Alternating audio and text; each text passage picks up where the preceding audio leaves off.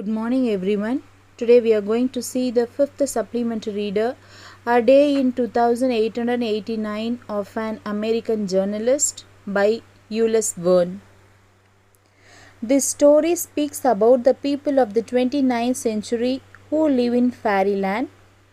Surfeited as they are with marvels, they are indifferent to the presence of each new marvel. To them, all seem natural. In this story, we are going to see the people of 29th century who are living in fairyland. More than enough they are with marvels, that is miracles. They are treating the miracles as natural. They don't feel any difference in that. The year is 2889, the date 25th July, and the place is the office block of the managing editor of the Earth Herald, the world's largest newspaper. In this futuristic story, written in 1889, the writer describes how he visualizes the world 1,000 years later, a world of technological achievements where newspapers are not printed but spoken. Actually, this story was written in 1889.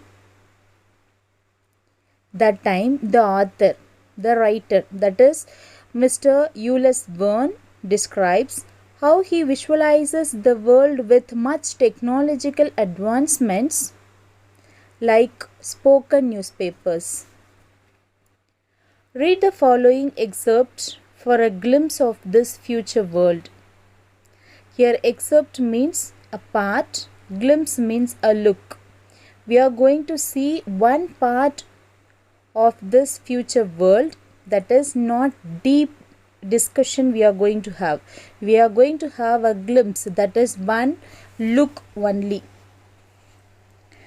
That morning, Francis Bennet awoke in rather a bad temper. Rather means not in regular. This was 8 days since his wife had been in France and he was feeling a little lonely. I think you understood what was the reason for the bad temper of Mr. Bennet. As soon as he awoke, Francis Bennet switched on his phonotelephone, whose wires led to the house he owned in the Champs Elysees. This is the first technological advancement which he uses to communicate with his wife, that is phonotelephone. See, Champs Elysees is situated in Paris. The telephone, completed by the telephone, is another of our time's conquests. Telephone means, I think you understood, it is like visualizing telephone. Conquest means, here the meaning of the word is victory. See, at present we don't have this, but it is one of the victory in the technological advancement. Though the transmission of speech by the electric current was already very old, it was only since yesterday that vision could also be transmitted. That is, through wire we can transmit the vision also, not only our voice. A valuable discovery, and Francis Bennet was by no means the only one to bless its inventor when, in spite of the enormous distance between them, he saw his wife appear in the telephotic mirror. Francis, dear Francis. That means, at present, Francis Bennet is praising the inventor of this greatest invention because, though the husband and the wife were in much distance, they can see them and they can communicate. Francis, dear Francis. This is the voice of Francis Bennet's wife. His name, spoken by that sweet voice, gave a happier turn to Francis Bennet's mood. He quickly jumped out of bed and went into the mechanized dressing room. By hearing the voice of his wife, His mood was changed and he went into the dressing room. 2 minutes later, without needing the help of a valet, the machine deposited, that means here the meaning of the valet is personal male attendant.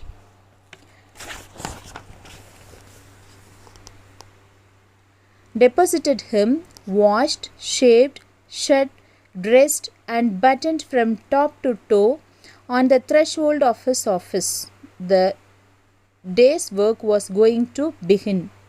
Without the help of any assistant or anybody, he completed all the works, that is washed, shaved, shed. Shed is the past participle of shoe. And dressed and buttoned from top to toe, and he was like standing the door entrance of his office. Francis Bennett went on into the reporter's room. His 1,500 reporters, placed before an equal number of telephones, were passing on to subscribers the news which had come in during the night from the four quarters of the earth. In addition to his telephone, each reporter has in front of him a series of communicators which allow him to get into communication with this or that telephonic line. I think you understood the meaning of this. Here the reporters are doing their work. What are the works of the reporters? They are conveying the messages to the subscribers which were collected from four quarters, that means four directions of the world, of the earth. They are not only having the telephone, they are having the advanced communicators, that is the commutators in front of them, which allowed or which permitted them to communicate the messages easily and clearly to the subscribers. Thus the subscribers have not only the story but the sight of these events. You should remember one thing, my dears, that is, this is an advanced land, advanced earth. That story only we are reading now. So, we should think all the commutators, all the technologicals with much advancements. Francis Bennett questioned one of 10 astronomical reporters, a service which was growing because of the recent discoveries in the stellar world. He wanted to know some information, so he asked one of his 10 astronomical reporters about the service. Well, Kash, what have you got? Photo telegrams from Mercury, Venus and Mars, sir. Kash was one of his astronomical reporter. He asked that person what have he got like. He informed that he received photo telegrams from Mercury, Venus and Mars. Interesting. And Jupiter?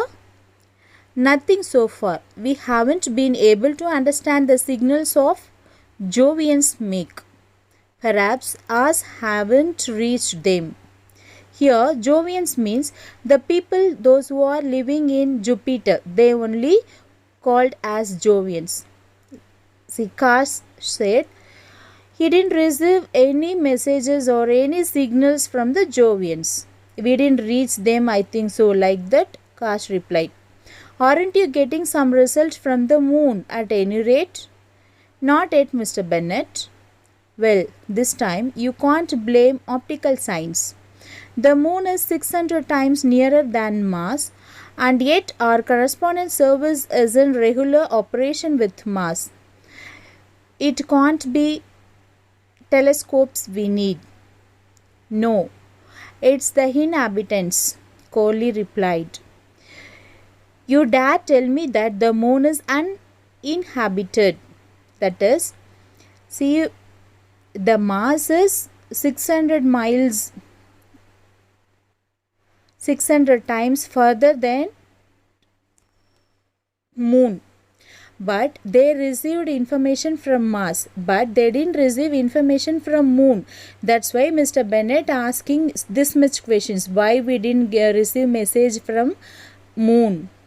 We received from Mars, no? Why didn't we receive information from moon like that? Okay, that means, are you daring to tell no one is living in moon like that?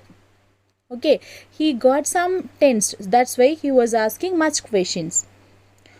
On the face, he turns towards us. At any rate, Mr. Bennet, who knows whether on the other side? That is, he replied, we saw one side of the moon. That only giving result like that, but we don't know what was the condition of the another side like. Well, that's a simple way, very simple method of finding out, and that is, what is that simple way? To turn the moon round. And that very day, the scientists of the Bennett factory started working out some technological means of turning our satellite right round. That means they started that work also. They started to turn the moon. It means they started to see the other side of the moon. On the whole, Francis Bennett has reason to be satisfied. That means that work also started. What he said, that work also started. So he was much satisfied about that work. One of the Earth Herald's astronomers had just determined the elements of the new planet Gondini. He finalized, another one astronomer finalized about some informations about the new planet Gondini. What it is at a distance of, given some numbers, 12, 841, 348, 284, 623 meters and 7 decimeter, that this planet describes its orbit round the sun in 572 years, 194 days, 12 hours, 43 minutes, 9.8 seconds. Francis Bennett was delighted with such precision. With that information, Francis Bennett was much satisfied. Good, he exclaimed. Hurry up and tell the reportage service about it. He wanted to know much more, so he said to hurry up. You know what a passion the public has for these astronomical questions. I am anxious for the news to appear in today's issue. See, what we found, that one the people also must know. So make it a print or somewhat, but the people also must know. That is the mood of Mr. Francis Bennett. He moved to the next room. The next room, a broad gallery about a quarter of a mile long, was devoted to publicity, and it well may be imagined what the publicity for such a journal as the Earth Herald had to be. It brought in a daily average of $3 million. They are gigantic signs reflected on the clouds, so large that they can be seen all over the whole country. From that gallery, 1,000 projectors were unceasingly employed in sending to the clouds, on which they were reproduced in color, these inordinate advertisements. See, in the next room, in the same place, in the next room, they had a broad gallery about a quarter of a mile long, was devoted to publicity. Publicity means like advertisement. See what and all happening here and what is the function of the place. See, you know what is the meaning of publicity and what is the importance of an advertisement. Okay, it brought in a daily average of $3 million. They are gigantic signs reflected on the clouds, so large that they can be seen all over a whole country.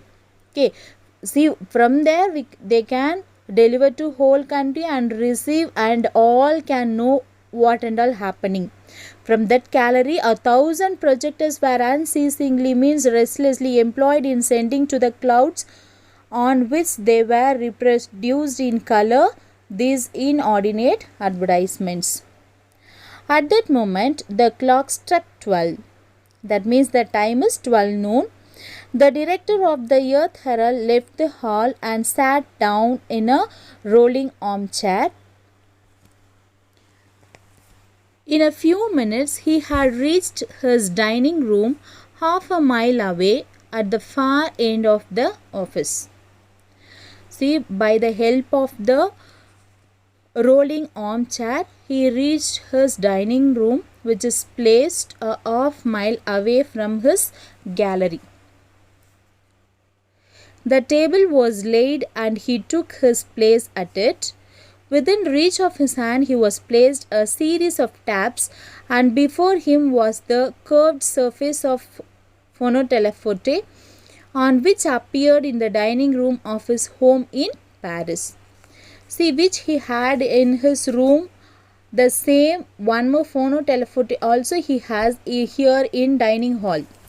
It is also connected with his own house, which is located in Paris.